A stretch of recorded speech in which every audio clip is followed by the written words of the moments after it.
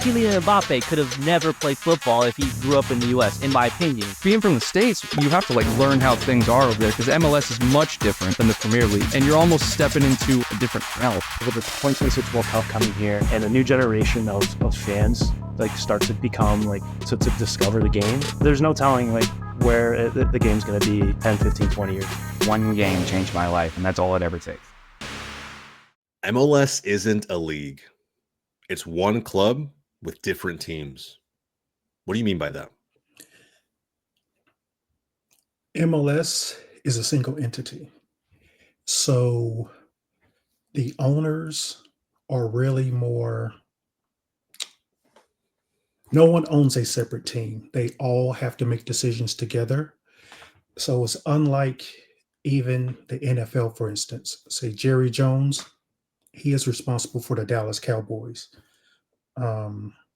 Tepper can't tell him how to run the Cowboys. He has no say in that. Whereas with MLS, they all have to come to a consensus for anything that they do.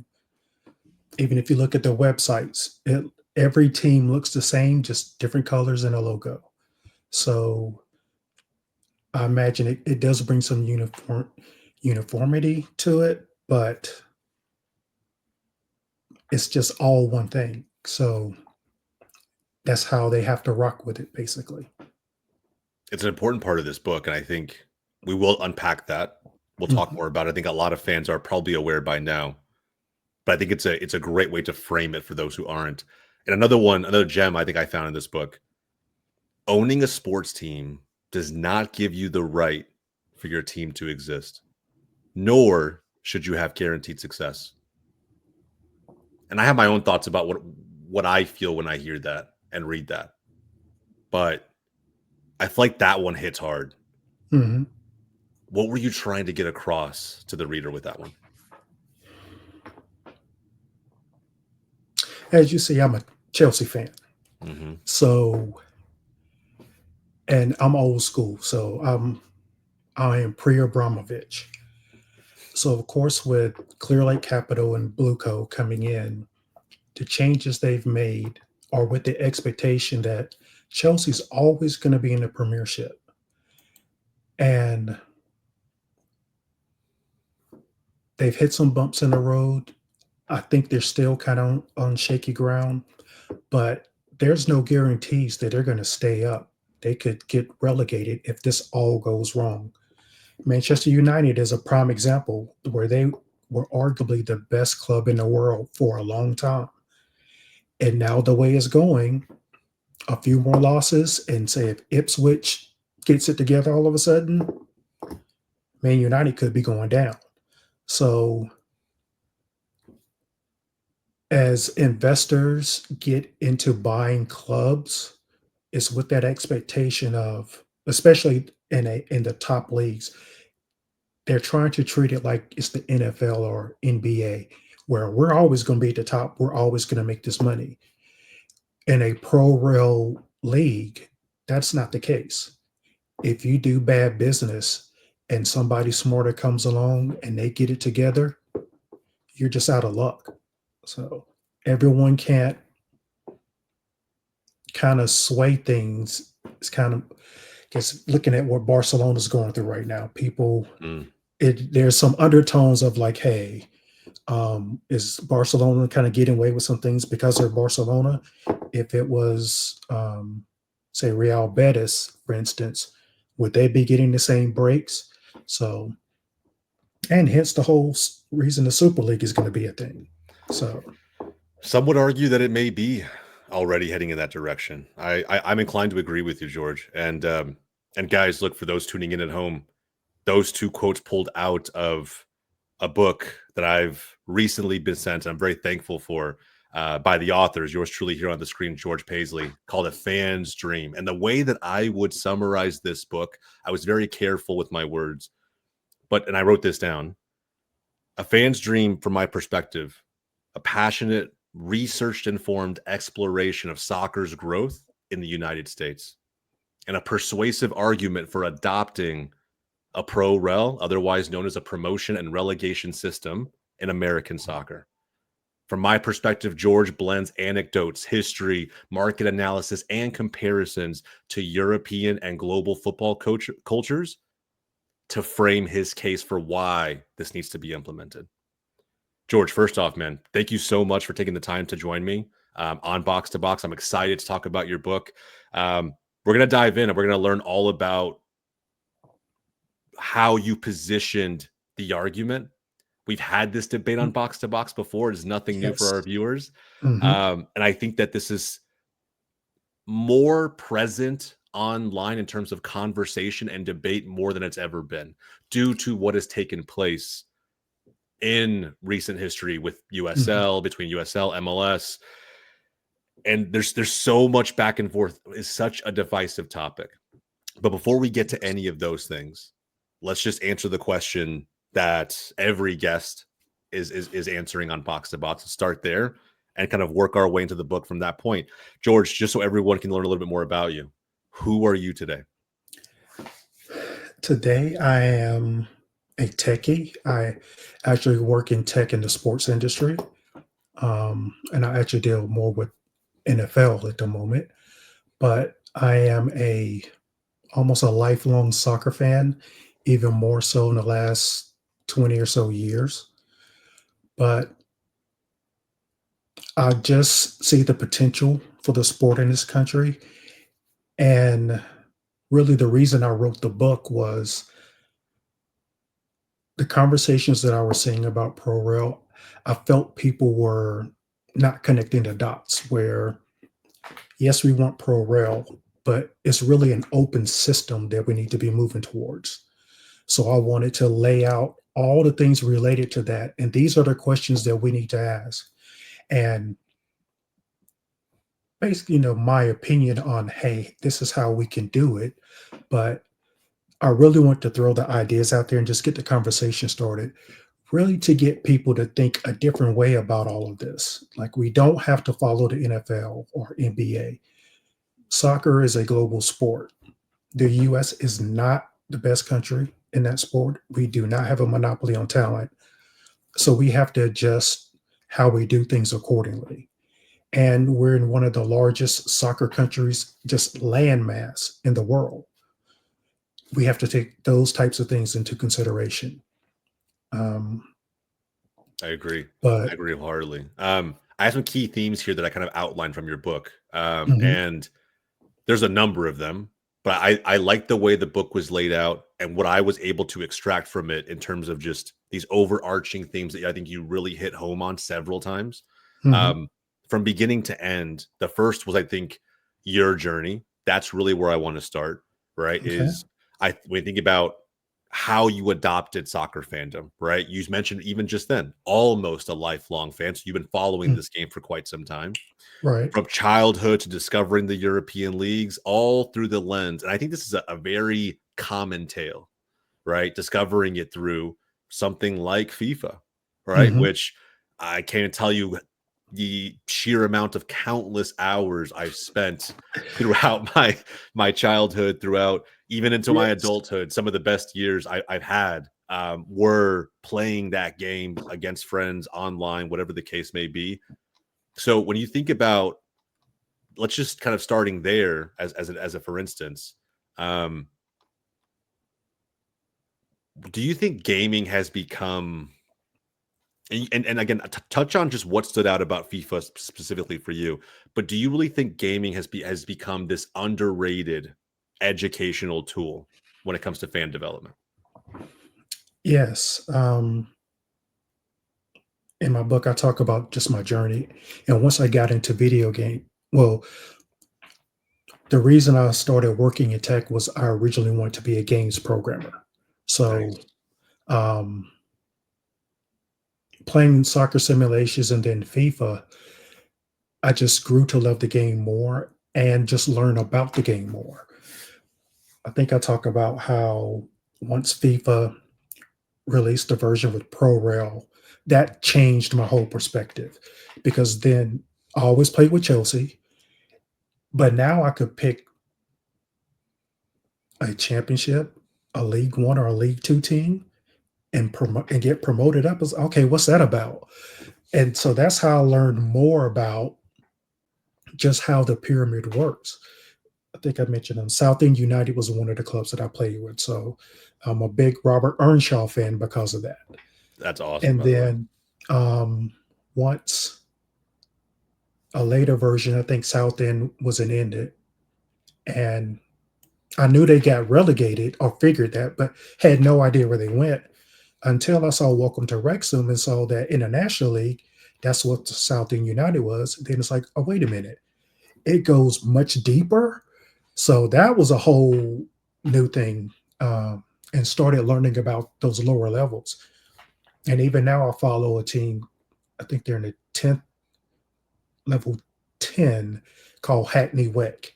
And I think they're Wow. about to earn their first promotion this season. They're right on the edge. So we're going hopefully they can pull it off. So Fingers crossed, man. Fingers crossed. yes. But that's a really Mhm. interesting point you just made there, because even the topic of Wrexham, welcome to Wrexham for those who haven't tuned into the series just yet. Um, it's still somewhat of a divisive topic. I will say that confidently. Whether it's due to the fact that two Hollywood A-listers are Mhm. the new owners of that club, whether it's the content that has stemmed from their involvement with the organization, um, whether you give value or weight to their path, their promotional ladder that they're climbing, and whether that's due to, whether they would have that, I guess you could say, due to the owners that are in place now or not. But I think from your perspective and how you viewed it, I thought was very interesting. You reference Wrexham's model as being, I believe the word was ideal. Mhm. And to me, I would actually be inclined to agree with you. What are some realistic steps that lower league American clubs can take, if possible, that kind of, I guess, to emulate that kind of community integration? Okay. A lot of the, I guess, hate that you hear about Wrexham is, oh, some Hollywood stars came in, made a TV show, and got their team promoted. Oh, okay. Do you know how many clubs have very rich owners and get relegated every year? Just because these guys are well known and putting money in, that doesn't mean promotion is not automatic. Spend money, get promoted. That's not always the case. What they did was they actually, if you go back to the first season, they talk about the first thing, their first concern was let's build up the community. That was number one. Yep. I think success on the field was either number two or number three. But having that mindset of let's build up the community first, that's if we get the community going, everything else is just going to work. And you're seeing that where Americans are flying to Wales to go to a Wrexham game or just go in the bar, take some pictures. They talk about how much tourism is up. Their games, I think they're averaging well over 10,000 now. Kit sales are crazy. I think they just released their financial state, their turnover. They would make, I think they made like $21 million last year. Wow. And I feel like the report I saw, person that was talking about it, maybe like 5 championship teams made more money than Wrexham did, who's in League One. It's crazy. Mm-hmm. And these are numbers from when they were in League Two. So Wow.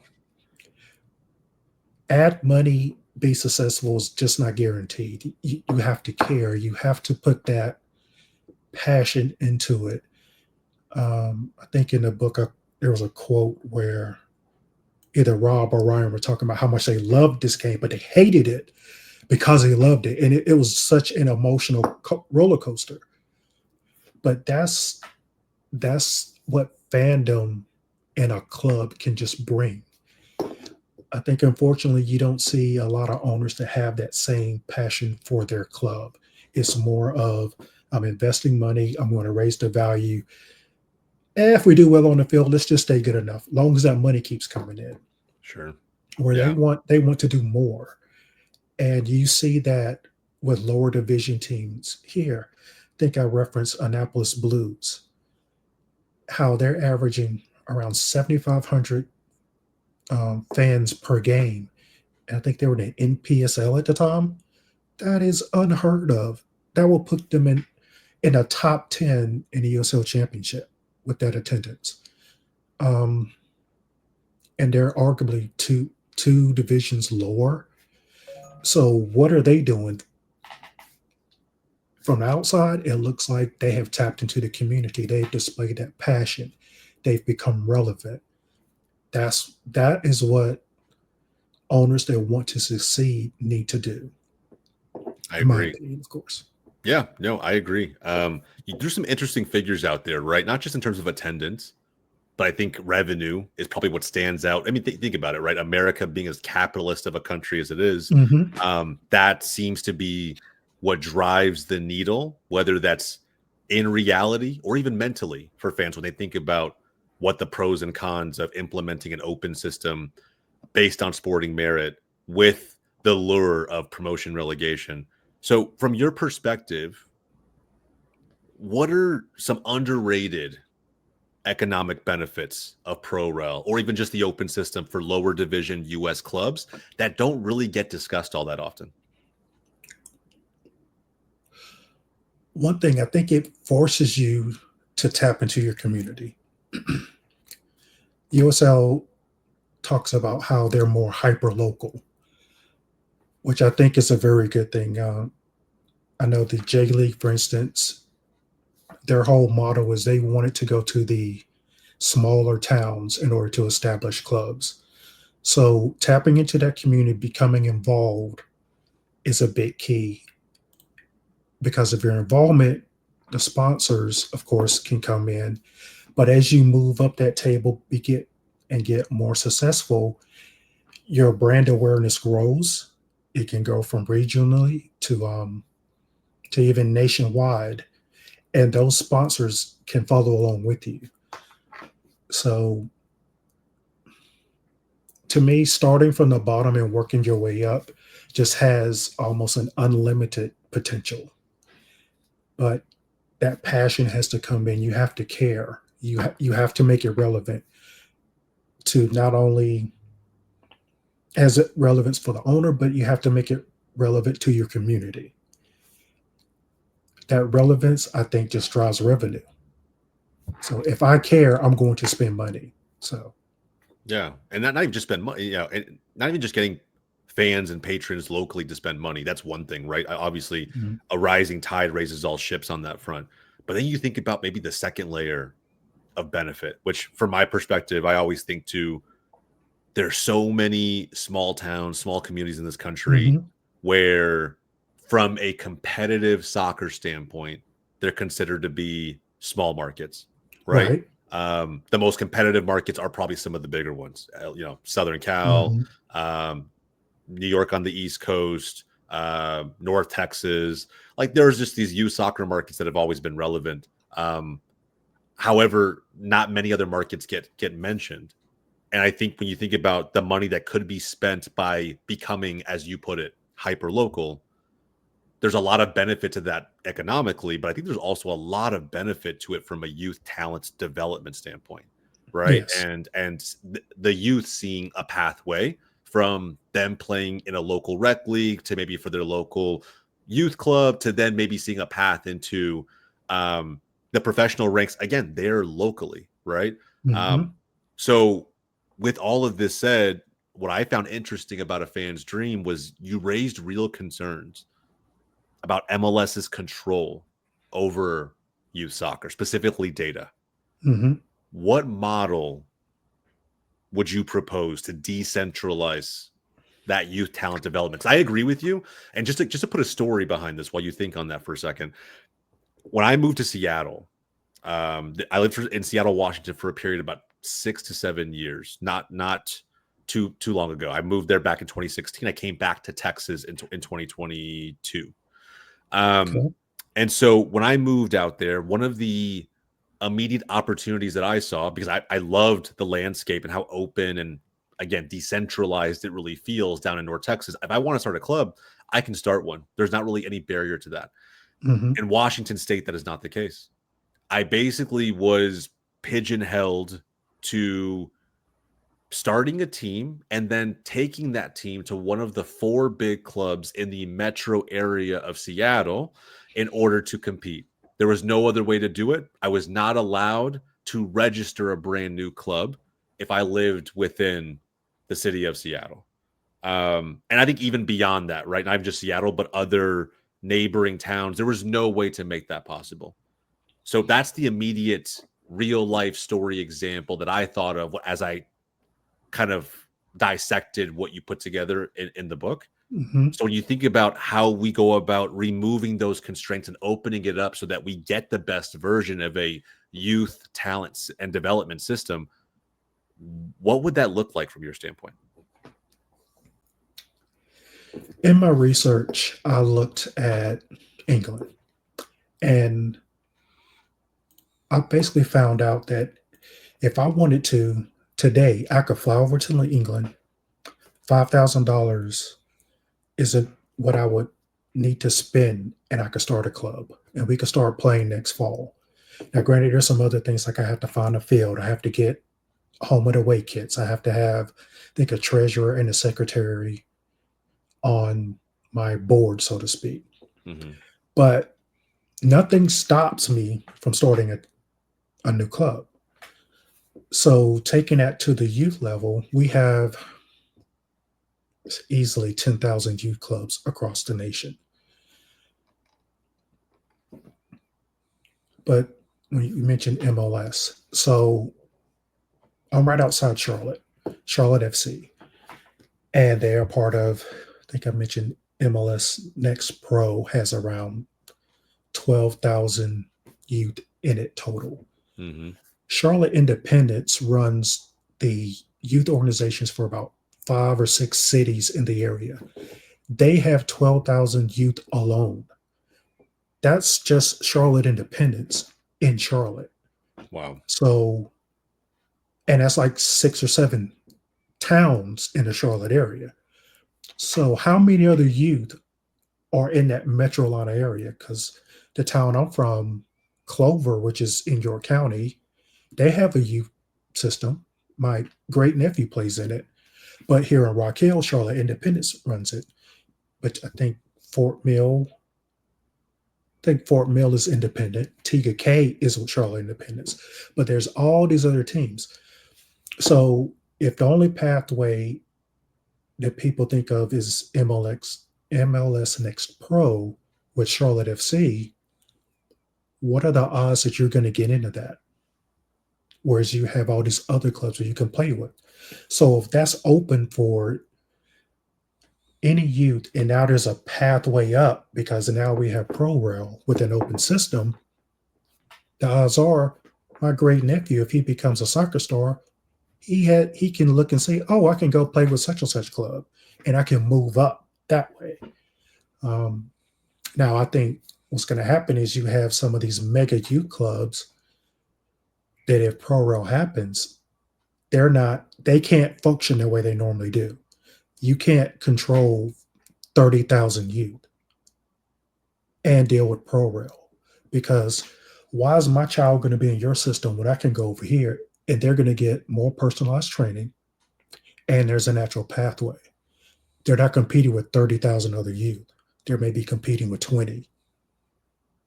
So that model is going to change. There's going to be a lot of hurt feelings on that one, but it just kind of, it's going to be survival of the fittest at that point, which kind of feeds into the whole Pro-Rel thing anyway.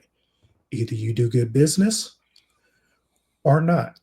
So that's interesting. So it sounds like it's not, well, one, it's something that's going to be difficult to potentially implement it, right? Mhm. It's depending on how you frame it and what's important to you right. as a soccer community when it comes to growing the sport, making it the preeminent sport wherever you live, right? And as part of that, if we all frame it that way, as a byproduct of that, the country should benefit heavily. Mhm. But you mentioned that will be tricky, and there's pros and cons, right? Even just looking at it from the youth soccer development alone. So Yes. if the US were to adopt an open system, which now we both know there are very real conversations around this after Mhm. promotion relegation getting approved for USL's new Division 1 status.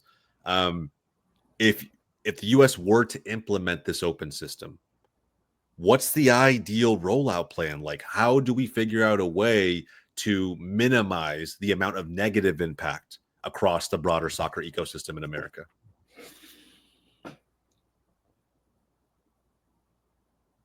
I'm not sure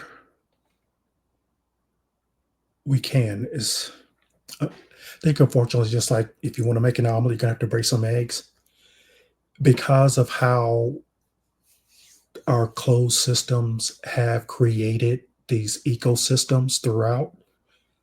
In order to do an open system, a lot is going to have to change.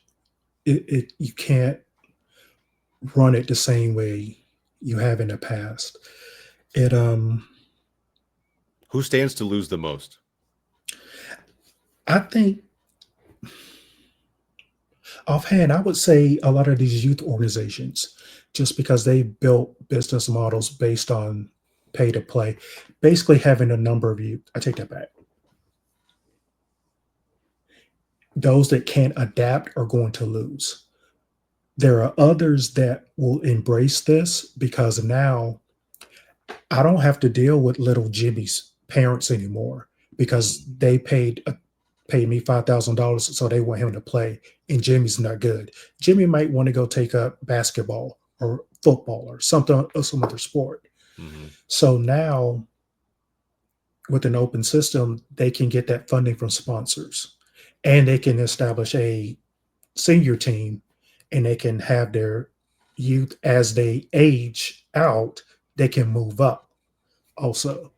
So it'll change the dynamic. Those that can adapt to it, I think will be fine and will probably enjoy it.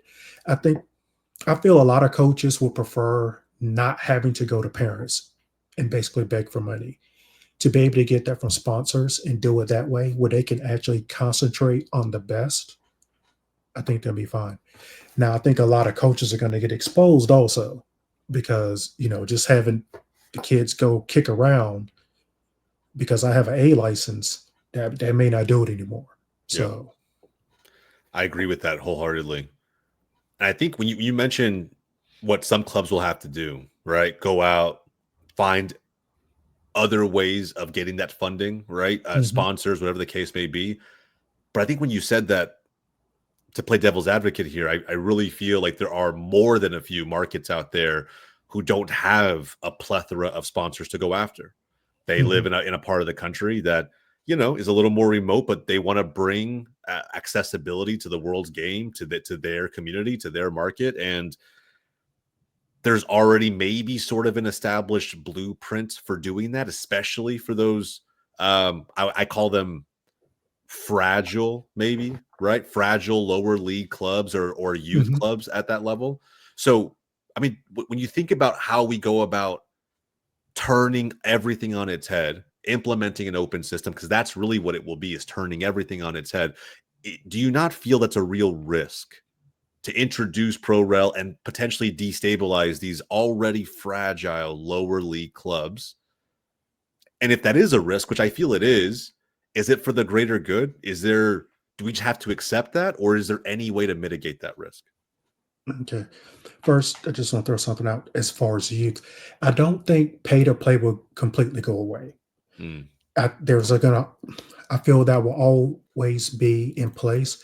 It will just be a lower source of income for clubs. sure. Now, as far as lower division with Pro Rail and fragile finances, today we're already losing clubs in the closed system model. I believe USL either lost one or two clubs from the previous season. I know at least one lost their license. I can't remember. I think it was Really? it Okay. Tor. It was at least one. I can't remember the name, but clubs are already failing. Charlotte Independence, I believe the owner said he's losing about $2 million a year. I think he feels Carolina Ascent will be profitable within year 5. So they're already putting money in.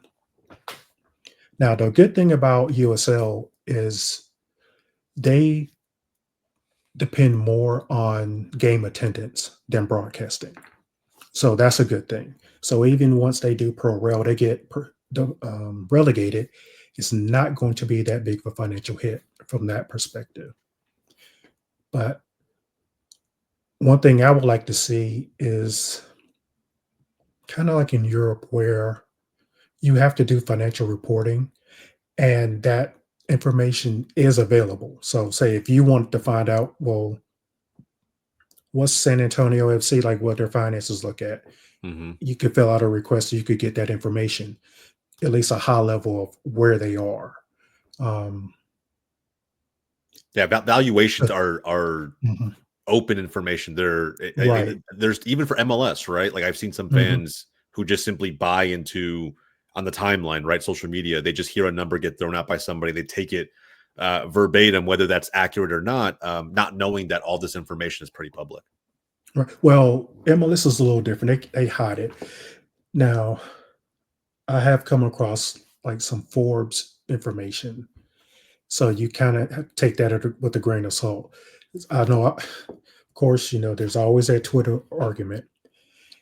And I think in my book, I mentioned that MLS has never been profitable to this day. I think last season as a league, they lost $17 million. 12 of 29 teams made a profit, one broke even. So from the beginning, MLS owners have been pumping money in to keep that league afloat. So it's no the difference between MLS and USL is they're billionaires in MLS. So you're losing a few million, it's not going to hurt them. Whereas So on is that where the valuations come from then? 'Cause I think the, you see these very inflated valuations. Don't get me wrong, yes, right? Whether it's hmm LAFC and their group of billionaire owners and hmm like some of the numbers that get thrown around. I mean, I think, I use them as an example because I think they're one of uh the valuation leaders, if you will, in this right, league and probably across the entire CONCACAF region. yes, it that comes more from scarcity. So you have to buy into MLS. Now, once USL implements Pro-Rel and they have a new Division One, well, why am I gonna pay 500 million over here when I can, at the moment, pay 20 million over here and I still have the same status? And now, if my team does well, they can qualify for CONCACAF Champions Cup. So why do I need MLS? Or Yeah. better yet, I've heard it, you hear a lot of people talking about, is USL one really gonna grow? People are gonna come in at the bottom and get promoted up. So now my get in is about $5 million. And hey, I think I'm smarter than these other owners, and I'm tapped into my community. Why can't I build it up and get promoted up? And then I can take my USL one team, and now I can, in a couple years, qualify for CONCACAF Champions Cup. 5 million plus 500 versus 500 million. Now, why is LAFC worth almost $1 billion again? And is MLS even going to be in existence as they currently are if Pro-Rel takes Mhm. off? So there's that thing too. So So I you're think saying those MLS is evaluations are a going to drop. you're saying MLS is a bubble. If USL pulls it off, definitely. But they've got all there's the devil's in the details with how they do things. There's a lot they have to consider. The I watched an interview with, I believe it was Detroit City's owner, and it was nice to get an owner's perspective on how all this is shaking out. But what I walked away with was they seem to be treating soccer like football or baseball or whatever, as far as modeling their league. Mm. One thing he talked about, I guess he was thinking that maybe we'll have a national Premier League, then a national championship, and then it gets regional once you get to USL one. And I'm sitting there just kind of shaking my head like, that's not going to work. Like that's going to be bad. And the interviewer asked him, okay, what happens if most of the teams are on the East Coast? and there's only one from the West Coast because of Pro-Rel. Hmm. And his response was, that's kind of, it just kind of is what it is because it's based on merit. He should have asked it the other way. What if the best teams are on the West and you've got one team on the East? I believe it's 80% of the US population lives in the eastern half, 20% on the western half. And you'll notice in the Pro League standards, they don't even include the mountain region as necessary. They want Pacific, Central, Eastern. Now, just out of you live in Texas. Did you happen to watch the Inter Miami LAFC CONCACAF game the other night? I did. It was a late one, but I did. Yes. So it started 11:15 on the East Coast. Hmm. Because I was Missy hate watching, so I caught the end of that. But how many people on the East Coast watched that game? Oh man. I imagine, and it started at 11:15. It was the middle of the week. People had to get up and go to work in the morning, and that game didn't end until about 1:30, I believe. So how is that viewership going to help? So if you have an instance where now your top division is 95% West Coast teams, who's going to watch those games if there's a late start? How is that going to hurt your revenue as far as broadcasters and all balls? That's the thing no one mentions. Not to mention that owners, players, and fans hate cross-country games. Everyone talks about it, especially traveling. In my book, I mentioned a lot of things get simpler if you just split the country in half and have two separate pyramids. Interesting. 2 points at the top. Mm-hmm. It is interesting. When I hear you talk about this, the overarching theme to me seems to be everything hinges upon what happens next with the USL. Mm-hmm. Yes. That they are the beacon of change when it comes to what happens over the next 2 to 3 years to shift soccer in America entirely. So now that we've talked about Division I status coming into play, Pro-Rel being approved, what's the next move? What's the next move they have to make or should be making now to push towards this open pyramid and a successful one at that? Okay. All right. I just mentioned that they should split the country in two. Yes. And we've said before that USL is hyper local. Mhm. So if you split the country in two, you've got your East and your West. Now you've already helped make it more local because now Charleston doesn't have to travel to Spokane. They may have to go as far as Detroit, that far west, or Indy. Coming from the West Coast, they'll just have to go maybe as far as Texas. So keeping it regionalized that way helps out a lot. I think that's one thing. The first thing they need to do, they need to rewrite the Pro League standards so that they can split the country in half and do it that way. So now you can include the mountain region and have teams across that. There are enough clubs, I think, where that's possible. I think it becomes easier because every league has already recognized the size of the country is a problem. It's why we have Western conferences and Eastern conferences in every sport. I think the NFL missed an opportunity when they realigned that if they had just gone ahead and cut the country in half and then did divisions almost by state, like say Florida, for instance, you have Tampa Bay Buccaneers, Jacksonville Jaguars, and Miami Dolphins. 3 teams in Florida. They're all in 3 different divisions. What is that about? There's an opportunity that if they had put them in the same division, can you think of the rivalries? Can you think of the money that would come in because just the state games? Texas, you've got Houston and Dallas. There's a rivalry that can happen every year. I feel like New York Jets and Buffalo Bills are the only teams in the same division located in the same state. I That think sounds that's accurate. the only one. Yeah, that sounds accurate. So fandom is helped when you have local rivalries and not cross-country rivalries. Now, granted, over time, those rivalries have been built, but keeping it local, the an example of this is El Trafico, Hmm. Galaxy, and LAFC. That attendance is absolutely crazy. But to even take it a step further, did you happen to watch the Chattanooga FC and Chattanooga Red Wolves game? We The did. crowd at We that did. game was crazy. Yeah. And that's I was gonna say, George, it brings up a really interesting topic though. Because I agree with you. mhm, I don't think social media did that game justice. I think that the sheer number of fans you could almost hear through my screen, my monitors. I was watching the game from my mhm, desktop.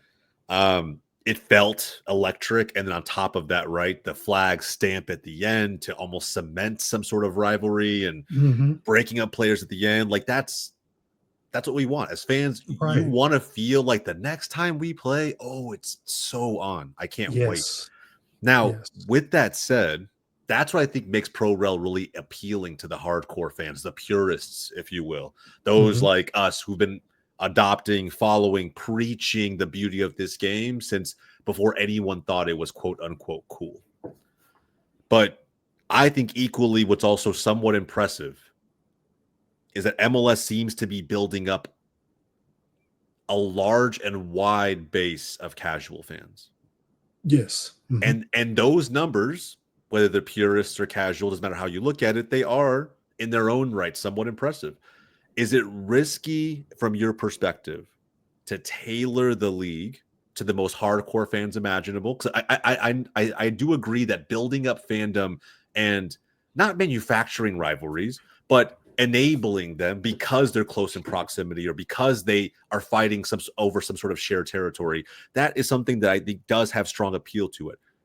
But is it risky to tailor the league to purists when I feel in certain markets, and I'll speak to Dallas specifically, there's a strong reason Toyota Stadium is based in Frisco, 30 to 35 minutes north of downtown Dallas, as opposed to being in Dallas Central at the Cotton Bowl or any other mhm, specific stadium here. So I believe casuals, and sometimes people have a negative stigma associated with that word, but I do believe that there's more than a few of them all across this country, and they tend to drive viewership to an extent, merch yes. sales to an extent. Is it risky to tailor the league to purists for that reason? Um, Before I got to answer that, you mentioned the MLS attendance. The numbers that we're seeing for that, that is tickets distributed. I have been to Charlotte FC games and been in the stands and gone, there is no way there's 20,000 people in here at this particular game. But you'll see the number based on the number of tickets that were sold. Hmm. So that is an industry standard. And so MLS is using that to their advantage. Now they can tell you who actually showed up because I have an e-ticket that I have to scan in. So they know exactly how many tickets were scanned to get in that game, but that's not the number they're reporting. Now back to your question about the casuals. In my experience, people either want to watch the best or they want to watch local. So by catering to local, if I know, oh, here's a kid that's in high school that's playing on a local club, and if I've been following him, like he's freaking awesome, and there's a pathway up to the senior team, and that's also local. Okay, then I get to follow his whole journey, and then when he's sold, I'm still keeping. He's not with my club anymore, but I'm still kind of keeping my eye on, like, oh yeah, that he came out of our club. Yeah, kind of like Birmingham City loves some Bellingham. You will Mm-hmm. always hear Birmingham City mentioned whenever his name is mentioned because that's where he came from, or that's the big club at Sodas. I think he actually started at a smaller club before he went to Birmingham City. Yeah, I'm the But same way with players that come from Dallas's academy. I mhm, follow them tooth and nail everywhere. exactly, because you've made that connection because they're local, because you follow that. Um, Kind of like a segue. I think I mentioned scouting in my book, where scouting youth currently in the US is mainly based on finding national team players. It's Mhm. not about finding the next pro player. Implementing Pro-Rel, I think, will kind of flip that. And even looking at, if I look at European forums about players, the fans are constantly trying to find that next one that we need to get. I think I mentioned Paul Mullen. The reason they found out about Paul Mullen was fans were like, "Hey, you need to go get this guy." Like he was the top scorer in League Two. They just got promoted, Sure. and of course, given his situation, of course, he was going to get paid a nice amount of money. But Wrexham actually, I don't know if he had family in Wrexham or near Wrexham, but it was more conducive for his family to be in Wrexham, for one thing, which is why he made that move. Um, but I say that to go back to the fans. I don't think they need to cater to casuals. I think casuals will come once it becomes like a local thing to do. That hey, I heard there's a soccer game tonight. Let's go hang out. Yeah. And if that environment is electric and they have a good time, oh, they're going to come back. I got like 4 season tickets for Charlotte FC. So the intent was I enjoy soccer, but I can take a bunch of friends with me. Now, most of my friends, they pretty much follow teams, European teams. I think one's a Real Madrid, one's an Arsenal. One of them actually is a Notts County fan. So, Interesting. but they go to Charlotte FC, and everyone has ever gone, and I've given tickets to other people. They have a great time. Could really care less about Charlotte FC, but they have a great time at the game. It's like, oh, if you ever want to give your tickets away again, let me know. I'll enjoy it. The kids had a ball because it is just drums going, singing going, great fan atmosphere. What are So, their opinions on the culture, right? Because that to me is when you think about fans who appreciate teams abroad, clubs abroad, leagues mhm, abroad, the culture is completely different. And the biggest yes. argument that happens on the timeline is you think again, George, to like October, November, playoffs are Mhm, kicking off. So many fans are just like, why is MLS this way? Right? Why can't it be decided in the season? What's the point of the supporter shield if it's not the mhm, trophy to go after? If we're not rewarding the team who was the best and most consistent all throughout the regular season, mhm. there's plenty, I think, who say Pro-Rel doesn't align with American sports culture and expectations. Is it possible that maybe a hybrid model, right? And when I say hybrid, I mean Mm, postseason playoffs, right? Plus mhm. Pro-Rel. Is that a more pragmatic solution here?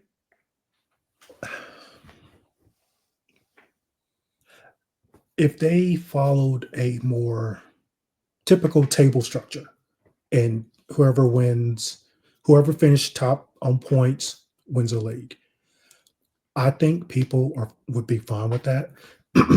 But like you, I understand that also. So let's go back to my split the country thing. So you've got your Eastern Pyramid, you got your Western Pyramid. Whoever finishes at the top wins the league. But now you're in your playoff promotion part.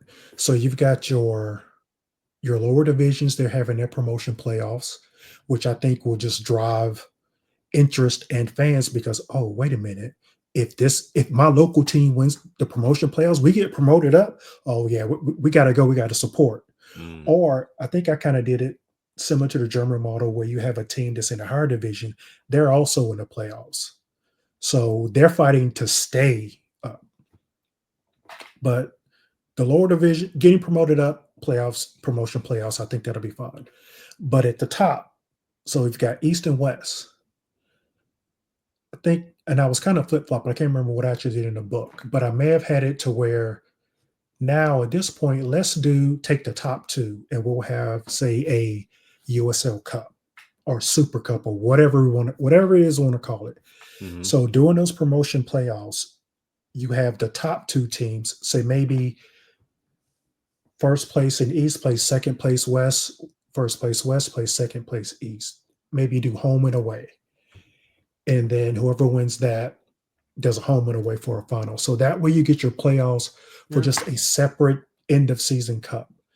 Your champions have already been set, but it gives you, it especially gives those second place finishers, they didn't win the league, but hey, we can still win this other cup, at least get some piece of silverware. So I Something think, meaningful to fight for. Yeah.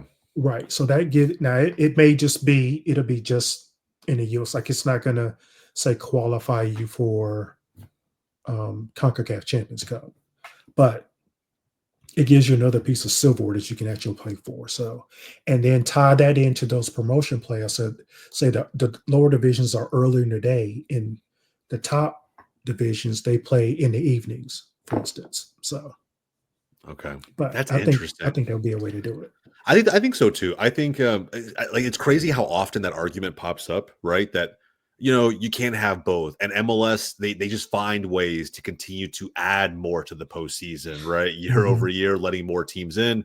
It still blows my mind that Major League Soccer is a league that basically allows 70% of all teams to make Exactly. the postseason. That was wild. Yes. Yeah. So it's just one of those things where it sounds like maybe I'm playing a game of Football Manager or FIFA online and like Mhm. changing the structure of things in a way that doesn't make sense. But I really do feel like a pragmatic solution like that, even if it's a hybrid model, deserves to be entertained, at least Mhm. mentally, right? Let's have the conversation. Let's see if there's some middle ground here, because I think having the best of both worlds does allow us to engage and reach fans in a way that maybe the league either hasn't done up to this point or maybe hasn't wanted to do Mhm. up to this point. That's a whole different argument for another day.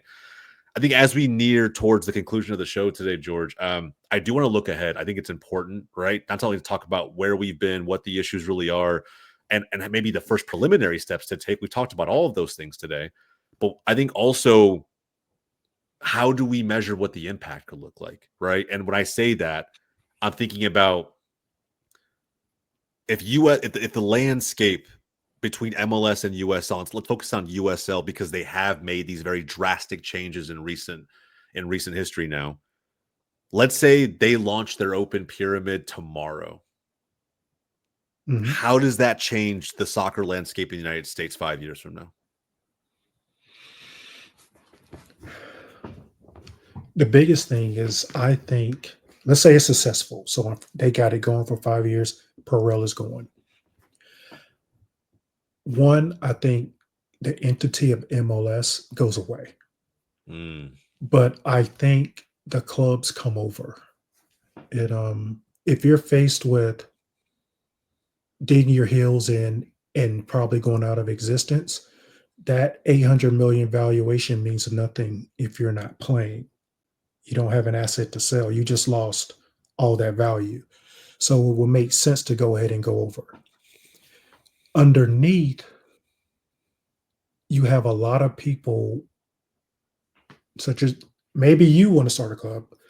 Maybe I want to start a club in my local community. So you get that grassroots going at the lower level. And if everything is regionalized, especially when you go down, I think I looked that between USL2, NPSL, UPSL, League for Clubs, and NISA, if you take all the clubs, there is enough competition to where you don't have to leave your state. wow. And it may, and depending on the size of this, like California and Texas, y'all can get even smaller. You have enough clubs in all those areas. You don't really have to travel that much anymore. Your expenses comes down. It makes it easier to start a club because now it's in the region. So now, there's no reason that you couldn't start because you've got to compete with the other ones. So maybe I guess they're not as afraid of you because they've got to survive anyway. And it all comes down to who can do it the best, who can find the best players, who can run the best organization. All of that comes into play at that point.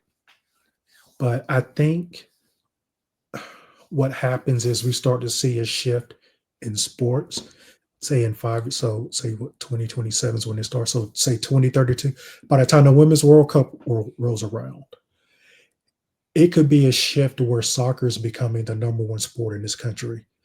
For the simple fact the USL can enable something that no other sport can, which is put a pro or semi-pro team in every community in the United States that can move up to the top level. Now, yes, we're mainly a football culture, but now I have a team 15 minutes from my house that I can support that can move up. I can follow the local kids that can move up. Why, if I'm living in Alabama, am I going to follow an NFL team at that point? I have a professional. I literally have a professional team 15 minutes from my house that I can follow. I can support. I can see the growth. I can contribute to that growth. I can affect an NFL team. Matter of fact, the NFL owner may get ticked off at the city and decide to move the team. Like, for the life of me, I cannot understand why there are any NFL fans in St. Louis. They have lost 2 NFL teams. I don't follow the Charlotte Hornets today because they moved to New Orleans. And I just, once that reality hits, like, wait a minute, they can just move? Like, that really happened. Why am I going to put my love into that? But if you're a local soccer club, at that point, Atlanta United can't just leave, because then they're no longer Atlanta United, and they got to start all over, building up a fan base. So that goes out the window. I think the last team that I heard of that did that was in England, was MK Dons, where they used to be AFC Wimbledon. They still haven't recovered, and they're at the point of they may get relegated this year. So I think last I looked, they were close to the bottom, but that becomes real consequences. So, which plays into, I guess, in the beginning when you asked about what the Wrexham using that model, you've got to care. You can't just leave anymore. You have to be a part of that community if you want to be successful, because moving and starting over is going to be painful. And which is also why I mentioned the whole licensing model instead of franchise fees. I think that'll be a big thing. I think that's something that USL should take a look at, is getting away from that and going to a licensing model instead. I was afraid that they were going to be like MLS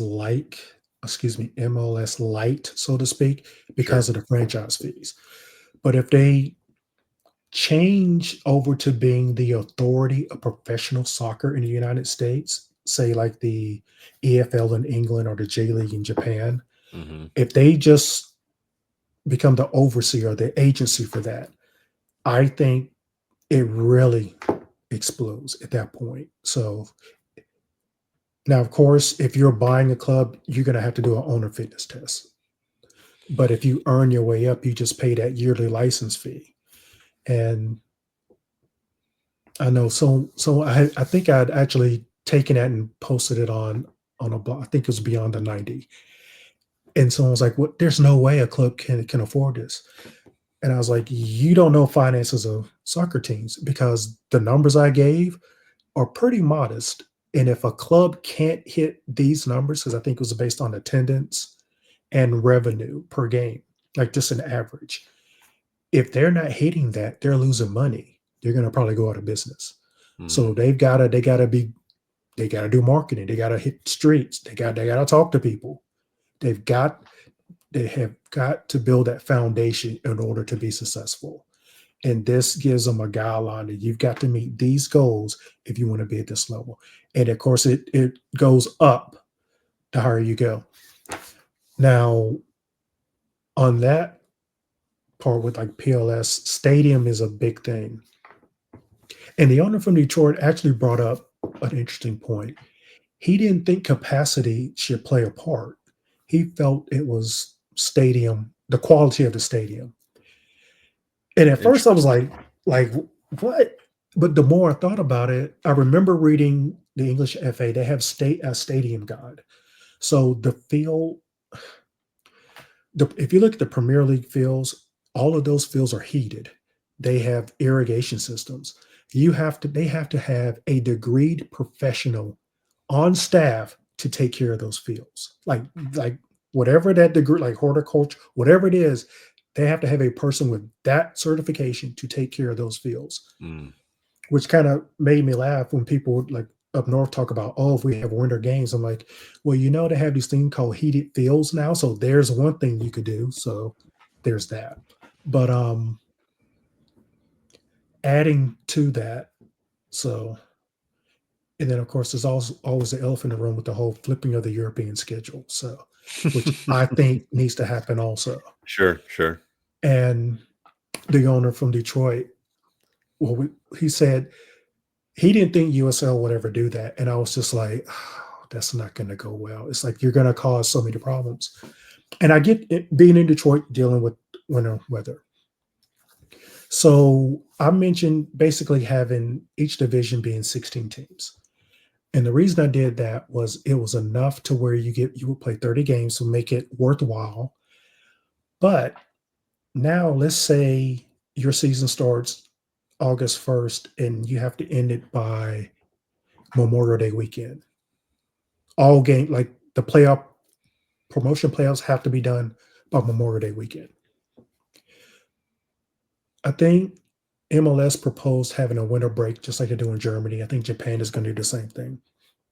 So if you have a winter break, let's say in the north you play till November 30th, and then you take, let's see, what's that? 12, say you take 10 weeks off, and then you start back in mid-March. Well, you could front load your schedule to where you play 2 games in a week for a couple weeks, say in October. And then you could do the same thing in the spring. Whereas the southern states, they could just play 1 game a week. But everyone has to start at the same time, everyone has to end at the same time. You adjust your schedules accordingly. If you're in the Premier League in the East, so you have northern and southern teams, it could be an unwritten rule that the northern teams are always going to be playing in the South during a certain time of the year, for instance. Like that's just make that a thing. But the big thing is, as we go through this, try and think of ways that we can just fix the problems. There's always going to be a pushback, but it doesn't have to be the way we've always done it. We're starting with a clean slate here. Mhm. So let's make it most accommodating to us. Americanize it in the good way, not the crazy way, is my opinion. So That's a valid point. I think just legitimately looking at realistic is a loaded word. I would say looking at just simply tangible solutions to these problems, right? If it logically makes sense in your head, there's probably a way to scale it. And I think that that's probably what fans can do now when they think about addressing reform, right? As we are on the path to 27, 28, when Pro-Rel and the open system start to really truly become a reality. To kind of wrap up the interview here, George, I'm kind of curious. And I love posing, kind of these 4 instance questions, right? Because I think a lot of fans across the country and probably even beyond the confines of the United States have an issue in some form or fashion with Don Garber. But I think as powerful as he is across the landscape of American soccer, it's something that I think is an interesting question to ask, because he seems to hold the keys, right? Whether it's due to the control he has over the ownership and the board across every club in all 30 franchises in Major League Soccer. But then you even scale that up to the impact that he's been known to have at the U.S. Soccer Federation level. So let's just imagine for a second that Don Garber reads this book, A Fan's Dream, tomorrow, and he wants a meeting, right? What's the first thing you're telling Don Garber in that meeting? What's the one thing he needs to know about this book, or your opinions immediately?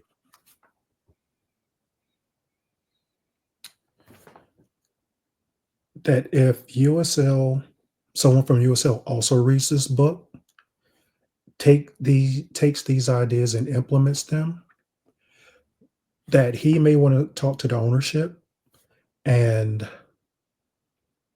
possibly suggest that they look at combining with USL, Mm. separating their teams out. Because if USL gets this right, there's just no way MLS survives on their own.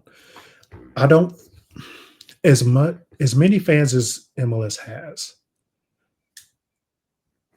I don't think as many people will follow them if they have a good enough option right down the street also. Um, most soccer fans in the US are not MLS fans. So there's a lot of people just waiting for that reason to support a local club. They're just looking for a reason. They already support clubs outside the country. But now I have something down the street that changes the dynamic. I think that money starts to come in at that point. I know personally, USL, once this happens, now I can't say I'm going to be a Charlotte Independence fan because I'm a Charleston Battery fan, so there's that going on. Fair enough. But I'll think about it. It's like I'm not going to be renewing my season tickets for Charlotte FC at that point because there's a better option. Now maybe there's a team in Colombia like Soda City. I may start supporting them, but fans will shift, especially those hardcore Pro-Rel ones. And I think there are a lot of people like me that just enjoy soccer, so we support any of it. Like I said, I have season tickets for MLS. As much as I beat up on them, I do still spend money with them because they're here. And granted, I did not follow MLS until Charlotte got a team. But as for Mr. Don Garber, yes, if USL follows what's in that book, at least thinks about it, gives it serious consideration, and does some of those things, the big things being rewrite PLS, split the country in half, no franchise fees with a licensing model, and do the European schedule, you're going to need to seriously think about dissolving the entity and letting the teams go. If that doesn't happen, if they, like the owner for Detroit City said, if they have a national Premier League and championship, he can sit back and wait because they're going to struggle because having to do that logistically is going to be harder. Whereas splitting the country solves a lot of our problems. And there's even the fact that you have an East and West, you can get two broadcast partners. Peacock can do the East, Paramount can do the West. Got that double revenue coming in now. So thinking of things differently, like I said, solving the problem, looking at your problem and saying, how can we fix this or do this better to our advantage? They take the time to do that, then they're going to be all right. And especially if they open it up to say, hey, we got these regions now. Let's talk to all these other leagues and say, if y'all reorganize by region, we'll allow you to come on into our pyramid also. That's the one that'll be the proverbial nail in the coffin for MLS. Yeah, I think everyone feels at least a little bit of that, right? That MLS should be, I guess, for lack of a better term, walking on eggshells, right? Trying to understand what their options truly are, how close can they get to USL? Should they consider an acquisition? Should they consider a merger of some kind? I think there's so many questions that have left to be answered, but I do feel like your perspective on the entire situation, the timing of the news around USL and what they want to achieve, their ambitions as it pertains to growing the sport of soccer in America. I think it's almost creating this perfect storm from your perspective, which is why I really, really encourage fans out there to check out this book, A Fan's Dream. George, where can they find A Fan's Dream today? It is on Amazon. It is an ebook. So USL's announcement show that I got some of the predictions wrong as far as that was concerned. But overall, I think there's enough there to where people need to think about these problems. I think I even quoted a story from Eric Winalda, and I've been seeing him. He's really been going off on Goals TV lately. Yes. But when he talked about coaches, and it was an interesting thing that I was like, okay, I got to put this in here and mention this because it plays a part. It is a issue that we need to deal with also. So many problems that need to be answered, and they don't all have to be do this, then do this. It can all be done in conjunction. There are enough smart people and a lot of people that care that basically if USL said, hey, would you like to head this up and look into this and let's make this happen? Sure, I'll step in. I'll do it. Even on the tech side, I know there are enough tech people that have say, hey, we can open source this and we'll give you the tech if it helps make this happen. So Yeah, I think if I had to summarize how you go about approaching the solution to this problem in this country, I believe you call for a unified, cooperative American soccer pyramid to increase the level of transparency, to center ownership around communities, and again, just put us on this path to a gradual transition to an open league system. I think it's one that many of the purists in this country are pushing for. As you can see from those videos within the Unleashed series by Eric Winalda, there's also a lot of pushback. I think these right. next few years are going to be very, very telling, very interesting to follow as we sort of build up towards this moment where I feel like the entire landscape will shift. When that happens, could not tell you. George cannot tell you either, but I do think that his book makes some great calls to action. I hope that fans read, take a look. We're going to link everything down in the description below. Go check it out. Go pick it up. Make sure that, of course, you voice your opinions to George. He's on social media. We'll make sure that we link his channels down below as well. Before we part ways here, George, any final words for our audience?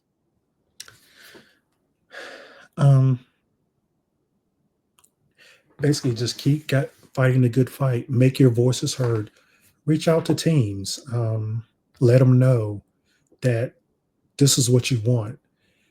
Tell them you're willing to put your money where your mouth is. I think that is the biggest thing. If you know local clubs in the area, go check out a game. Like I said, I've got Charlotte Independence. I can't really in my heart support them, but hey, I do go to Carolina Ascent games. So, and I did want to talk a little trash. We did beat Dallas the other day. That was put us on the top of the table, I think. Trinity do look good this season, but yeah, I hear that. I hear that. But hey, there's enough soccer going on around to support local. Make your voices heard, basically. So let them know. I love that. I love that, George. Again, thank you so much, man, for coming on the show. Much appreciated. Absolutely. This show is created for, again, I say creators, but creators can mean video content, content of any kind. In this case, George is a writer and author, and we're happy to tell his story, his journey, and his opinions in the best way possible. Hopefully you guys found this episode interesting. If you do enjoy this type of content, box to box specifically, telling these types of stories, again, do us a favor like you always do. Like the video down below, subscribe to Goals TV. As you can see now, we scaled up this channel to include women's soccer content, USL, MLS, broader Pro-Rel discussions, not just with George Pasley, but with guys like Eric Winalda as well. So again, if you do appreciate that type of content, support the channel. We sincerely appreciate it. And again, from everybody here at Goals TV, at Box to Box, my name is Jose. That's George. We'll catch you guys next time.